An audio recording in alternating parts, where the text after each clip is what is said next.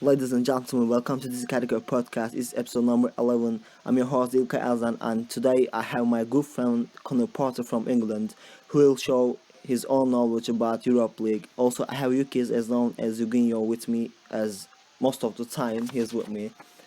And how things are, Conor? Yeah, things great. Thank you for inviting me onto your podcast. I can't wait to get started. Yeah, it's my honor. So thank you for accepting my invitation. And so, how you doing, Jukkis?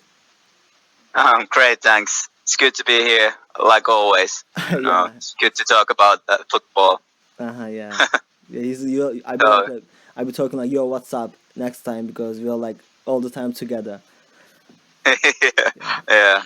So, and today we are going to talk about the Europa League. The last 16 games will be playing tomorrow, and some teams got really good advantage like Liverpool, Borussia Dortmund, Shakhtar Donetsk, and Villarreal, but nothing is done yet. Also, I could say Fenerbahce got the advantage, but I can't say the 1 mil is not really good enough to go to the next round when you face a good home team like Braga. So, Yukis, do you think that Fenerbahce could go through the next round in Portugal tomorrow?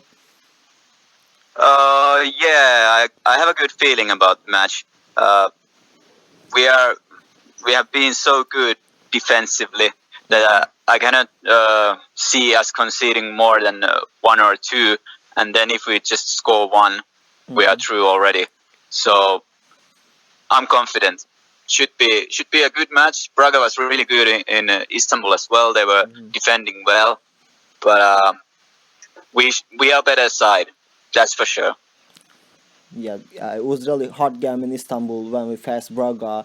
I was getting really nervous until Mehmet Topal scored a late goal. It was like 83 minutes ago, so it was really shocking one. And I hope Fenerbahce will make it in Braga tomorrow. I believe the class players of Fenerbahce will show their qualities to help Fenerbahce go to the next round, like Robin van Persie and Luis Nani. So, Colin Porter, do you want to say something about the game tomorrow, about Fenerbahce's game tomorrow? Well, as far as I'm aware, I believe Fenerbahce are undefeated in their last 8 games in the Europa League. Yeah. So I think travelling to Portugal should be no problem tomorrow, and especially with the fact that you mentioned as well, they don't really have any injury problems other than I think is Markovic still out as well? Maybe perhaps. Yeah, he's still out. Yeah, so Yeah. the Liverpool loanee is the only one that's still out, and Robert van Persie, we all know what he can do. Nani as well, Diego, classic in midfield, and Kaiser as well in the defence as well. So there should be no problems for Fenerbahce and Braga tomorrow. Or I should think it would be maybe 2-1 to Fenerbahce, I would say. Yeah. So you think positive. Thank you for making us relax. Yeah, I just needed to hear that. Yeah. So also there were a really great game in the last 16s. Liverpool against Manchester United. They won 2-0, and De Gea was the man of the match for me. He saved almost Manchester United. He just let a little bit hope for Manchester United fans. So do you think Manchester United would make a magic tomorrow? I feel as if Manchester United do need to conjure up some sort of victory in this game. It's going to be tough for them. Of course, they lost 2-0 at Anfield the last time out, and of course they had that 1-1 draw against West Ham at the weekend in the FA Cup as well. So it's going to be tough for them to bring the fans on their side, especially for Louis van Gaal at the moment as well. His job's really on the line if they don't progress in this competition. If they, especially getting eliminated to an old rivalry like Liverpool as well, will be really disheartening for a lot of Manchester United fans. But they've won 9 of the last 10 home games against Liverpool, so the side's in their favour. But Liverpool managed to keep 4 clean sheets in the last 4 Europa League games as well, so it could be a really tight affair in this one. Expecting it to be a good battle and probably one of the best games to watch on the night, but I'm going to go for a 2-1 victory for Liverpool in this tie. Liverpool's go through in the Europa League. Yeah, I mean, I was really hoping that Liverpool will go through the next round. I was following them really loudly like 2 years ago when they kept their hope for the championship, but they lost them. And Jurgen Klopp is a really dangerous manager. I mean, sometimes I follow Liverpool in the Premier League. They lose against really easy teams like Norwich, West Ham, but when they face against big teams like Manchester United and Manchester City, they mostly win the derbies. Like so, and I know what is that atmosphere will be like tomorrow because Liverpool and Manchester United like almost could we say enemies? Oh yeah, definitely Yeah, enemies. because they don't Definitely like enemies. they Yeah. don't like each other. I mean, so I could say that Liverpool will go through the next round because Jurgen Klopp is one of the classiest manager I've ever seen in my life. So and let's talk about Luis Van Gaal. I mean, if he loses tomorrow, I think he's done at Manchester United. He won't be the manager of the team in the next season, right? I think he has one more test. I think when they played the FA Cup replay at Upton Park against West Ham in the next week, if he doesn't win that game, then he'll probably be dismissed before the end of the season. But a lot of people have said that he should be dismissed at the end of the season, no matter what, no matter if they win the Europa League or the FA Cup or neither of those competitions, because he just simply hasn't lived up to the expectation of being a Manchester United manager during his time at the football club. And without any silverware at the end of the season, there's really not a lot that you could say as to why he should be staying on at the football club next season. Yeah, I agree. I mean, we will see if it. Especially, I think that the most Liverpool will go through the next round tomorrow. So Luis Van Gaal will have another chance at the FA Cup, as you said, against West Ham United. And the first game was 1-1, right, at the United. So Yeah, it finished 1-1 at yeah, Old Trafford last weekend. Yeah. So it's still dangerous one. I mean, West Ham is a good team this season, especially. I know also Jukkis knows Slaven Bilic from Turkey. Last season he was the manager of Besiktas. So is a really good one. I think West Ham will make it and Luis Van Gaal will be done. So he will take his back and will leave United Kingdom. And Jukkis, do you want to say something about Liverpool and Manchester United game tomorrow? Well, I'm quite confident that Liverpool will go through. I guess 8 out of 10 matches they would win, or at least again it's the situation is a bit similar than with the Fenerbahce. If Liverpool scores one, then that's done. Manchester United will not score four. That's for sure. Yeah. Especially when they have trouble with creating any chances. Yeah. That I hope that tomorrow we will see more than 3 goals at Manchester United and at Old Trafford, because Manchester will do their best to score as much as they can, and Liverpool will answer them as always they do. So we will watch a really great game tomorrow. And also, let's talk about another English club game. And Tottenham against Borussia Dortmund. It was really shocking when Borussia Dortmund won 3-0 against Tottenham in Germany in Dortmund. So people were shocked because Tottenham is playing for the championship in United Kingdom and they lose 3-0 against the German team. And Borussia Dortmund manager made fun about this. I don't remember all the words, but it was kind of funny. So he was all saying like, this is the team that playing for the championship in United Kingdom. The England deserves much better teams, right? Something like that he said. So what do you want to say about this, Conor Porter?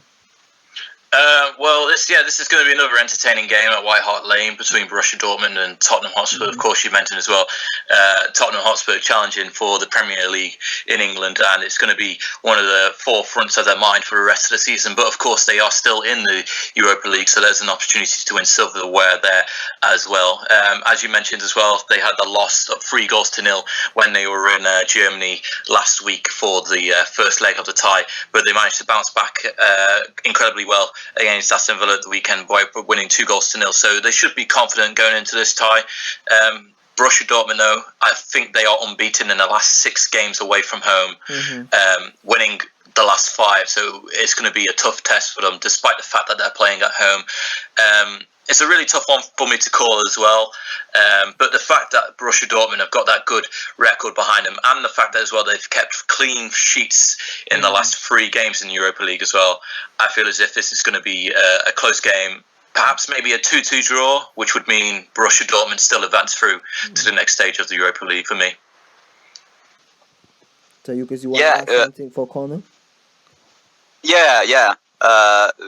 Do you think that Leverkusen have any chances against Villarreal?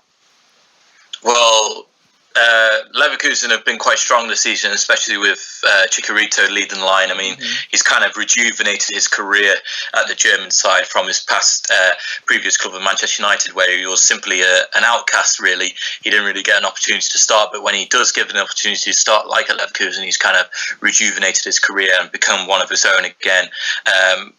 Villarreal, of course, they got that 2-goal advantage coming to Germany, so it's going to be tough for Leverkusen to try and overturn that, especially with Villarreal undefeated in their last 8 games in the Europa League as well, having won their last 3 meetings against Leverkusen in all competitions too.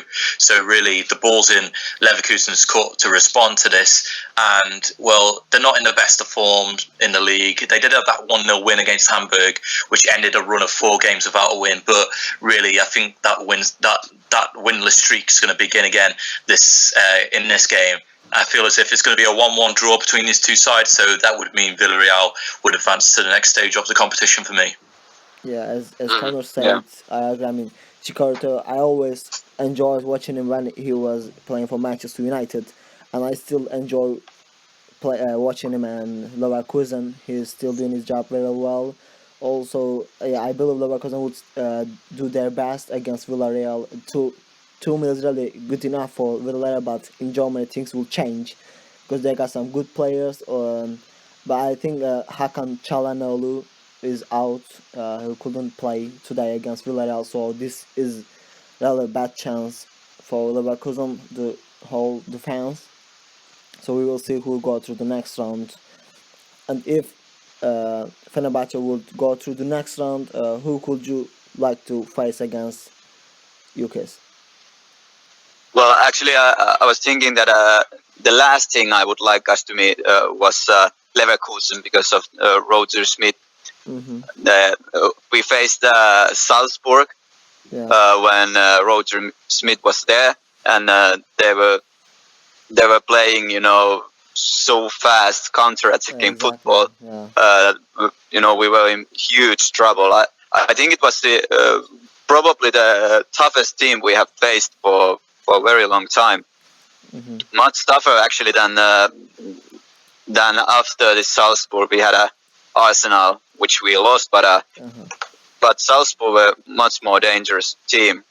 We just won by Musa Sow made a great goal. Exactly. Raul Meireles scored. It was a good game. Just amazing. Good goal. And yeah. So I would say that Leverkusen was the last team I wanted us to face, and now if they are going down, then I don't know. It's really hard to say. Yeah. Really hard to say. But I would have to go with Dortmund. Yeah. You say it, but it will be our last game if we face Dortmund. The kind of people show Dortmund as the favorites of the Europa League. Do you agree with this, Conor Porter? Dortmund's the favourites. To a certain extent, I feel as if someone like Leverkusen could have put up a fair fight against their German rivals, but Dortmund, of course, have got the likes of Royce in their team and Kagawa as well. So many excellent players still in that Borussia Dortmund side, despite the absences of the likes of Lewandowski and Goetze over the past few years as well. I mean, Mkhitaryan as well, Gundogan, and of course Aubameyang as well, being linked to Real Madrid and Chelsea in the Premier League alike. He's a fantastic player. So yeah, I would definitely say they're one of the favourites to win this competition now. Yeah, I would love to see Dortmund facing Fenerbahce because that when they faced against Galatasaray in the Champions League, they won 4-0 in Istanbul. So they're a dangerous team. I mean, I wouldn't go for Borussia Dortmund, but I would love to go for the atmosphere. In Germany and in Istanbul, the fans will be really much amazing, and so we will see who's going to face. I hope Fenerbahce will make it tomorrow in the Braga. When Vitor Pereira was the manager of Porto, they won the Europa League back in the days. So why not again this year? So Vitor Pereira is our manager right now. So why not? Maybe we will go through the final, and the team is not really important. I mean, Fenerbahce is a really big team at the moment. We got some good players. We're playing well, especially at home in Istanbul. I don't know. Have you watched the game against Lokomotiv Moscow in the first 32 legs, Connor? But we played really well. The score was 2-0, but we could have scored much more goals. So we will see what's going to happen in Braga. And the Braga is dangerous playing home team. I mean, they're doing defense really well. Some good key players like Diego Ribas and Robin van Persie, who could change the score easily, like Luis Nani. And actually, I would love to have Lazar Markovic tomorrow, but he's still out. It's been almost 2 months, and I know how Jurgen Klopp wants him at Liverpool at the moment. So he will go back to Liverpool at the end of the season. And do you think Lazar Markovic is good enough to play for Liverpool, Connor? Sorry, who was that? Who was that? Oh, Markovic. I feel as if he is a decent player. It might be tough for him to get into the squad, especially with the likes of Roberto Firmino, Coutinho, Lallana, how they're playing as well as a free in that midfield. So it's tough to see where he would insert into that squad. Definitely a lot of competition there, but the youngster's still got time on his side, still got loads of opportunities to try and squeeze back into that squad, and you never know for him. He could eventually become a world class player in the future. He has still got that promise behind him. So hopefully, maybe in the future. But as of right now, I can't see him breaking into that squad at the moment, unfortunately. Yeah, Liverpool have really good and young players, though. I mean, Adam Lallana, Robert Firmino, Philippe Coutinho, Jordan Ibe, too many future stars, though. So I think if Lazar Markovic goes back there at the next season, he wouldn't be able to start first 11 as a lineup. So maybe there's an option. Maybe this wouldn't be happen, but he could stay at Fenerbahce 1 more year as a year-long deal, and we will see that because when he was playing for some games just right before he got injured, he was really amazing in Turkey. Like the game against Besiktas and Bursaspor, he was unstoppable. So this guy is really good for the Turkish Super League. He's good enough for the Turkish Super League. And I want to ask you this. After Ruben van Persie left Manchester United, I see they couldn't have replaced his place. Do you agree with me? What, they were unable to replace Robin van Persie after he left the football club? Yeah. Well, I feel as if he was just surplus to requirements at the time, because Manchester United were looking to move on into a more kind of midfield-based kind of side, playing the one up front, and really that one up front was either going to be Rooney, and then when Chicharito wanted to leave, they had to bring in, of course, Martial, and now Marcus Rashford, a player out of nowhere, is trying to form himself into that role. So there's plenty of options there. But really, it was a case of Robin van Persie wanted the game time, but he simply wasn't going to be offered it at Manchester United. So it was a kind of a win-win situation for both sides. I think Manchester United were able to get him off the books, but Robin van Persie was still able to make an impact in Europe with Fenerbahce, of course. Yeah. So let's do like this. If Manchester United will be playing at Old Trafford tomorrow really well, they could really go through the next round. And I wanted to face against Manchester United and Braga because Robin van Persie and Luis Nani would play like more, and that will be little much, and they will show Luis van Gaal that they are still one of the greatest players in the world. And so this question goes out to you because I mean, you told us that you are at a shop center right now, and we thought you are shopping because you didn't talk too much. So did you buy my cake? We were talking about. Yeah. Actually, I have already baked few cakes, but Connor Jukkis owe me a cake. Oh, does he? Yeah, I hope it will be delicious one. So well, it will be. Yeah. No doubt, I know this. And so, what should Vitor Pereira do tomorrow against Braga, Jukkis? Just play our typical game. it will be enough. Yeah. Just Pereira knows what to do. He's that's why I've been confident all year, because I saw that this year we have actual, manager, really good coach who knows what to do, who doesn't. If he feels like that we need to have two defensive midfielders, he will put them, and he doesn't care too much about the public opinion, because he wants to bring the results. And even though we aren't scoring as much as many would like, I still think that we are playing rather entertaining football. And we trust his opera. I trust him. Yeah. Yeah, because he has been in Portugal. He was the manager of Porto back in the days, so he knows Braga really well. He knows the country. He knows how they play. So this is a good advantage that we faced against a Portugal team. And who would you think that will be the key player of the game tomorrow for Fenerbahce? If Volkan Sen will play, he will be key player, and of course Kia will be again like a wall with Bruno Alves, and Topal and Sousa always the whole team. Always good, yeah. The whole team will be, but Volkan Sen can do the magic. Yeah. He can.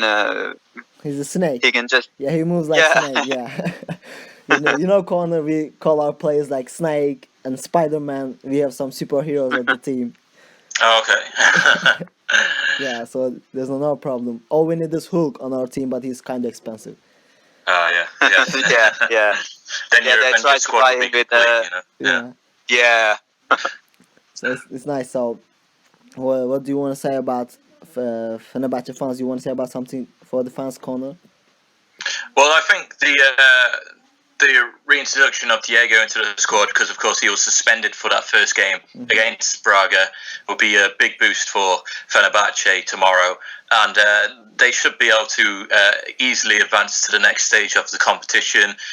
We've already talked about the quality of Roman van Persie and Nani and the rest of the squad there. They shouldn't really have any problems as well with going through and perhaps getting a good free-flowing game going in Portugal. But Braga is going to be tough. They can't rest on their laurels just because they got the 1-0 advantage. They have to go and deliver in Portugal tomorrow night. Yeah, I think Simon Kaya will be the key player for Fenerbahce again, because Braga will be pushing us more and more to score, and Kaya is really good enough to stop the old players. It doesn't matter who is he playing against. He's one of the best players who has been in Turkey, so we are lucky to have him. So wish Fenerbahce really good luck, and we will see what's going to happen in Braga tomorrow. And thank you for joining me, Braga.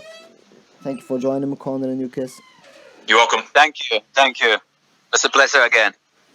Yeah, thank you very much. I hope, Conor, we will have you on the podcast again in the future. Sure, I'd love to join you again in the future at some point. Yeah. If you face against an England team, that will be much enjoyable, So yeah, certainly would be. Yeah, and I hope we will go through the next round, and I will have something to make you angry, like making you joke about if you win, especially against England team. Yeah, you will get some jokes, Conor. Yeah. Yeah, Jukkis knows this a lot. I make fun of the guys a lot. It's good to have that. Yeah. And thank you again, Conor, and wish you good luck in your future. So I believe you are going to be in a good position in the future. And thank you for accepting my invitation. No worries. Thank you for having me on. You're welcome. Hope to see you again. So, and goodbye, Jukkis, and thank you for joining me as always. Thank you. And don't forget to buy me the cake. No. or you I won't, got it. Yeah, or you won't be on the podcast anymore. Just kidding. Yeah, I know. That's why I keep making them. Good. So okay. Goodbye. Have a good night. Thank you for joining us again. Bye. If you enjoyed today's episode, follow our Twitter page there on the bio.